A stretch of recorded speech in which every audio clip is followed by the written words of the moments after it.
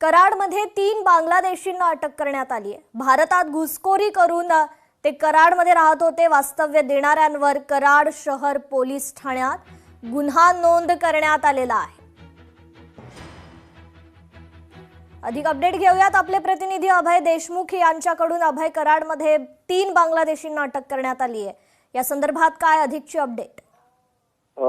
कराड लगतच मुंडे गाव आहे। या मुंडे गावामध्ये हे 3 बांगलादेशी एका अल्पवयीन मुलासहित राहत होते। पोलिसांना याबाबत माहिती मिळाल्यानंतर पोलिसांनी त्या ठिकाणी जात या बांगलादेशींना ताब्यात घेतलेले आहे। यामध्ये एकूण 2 महिला आहेत, एक पुरुष आहे आणि एक अल्पवयीन मुलगा आहे, जे मुंडे गावातील सह्याद्री रेसिडेन्सी मध्ये राहत होते। या ठिकाणी पोलिसांनी छापा टाकत या सर्व बांगलादेशींना ताब्यात घेतलं।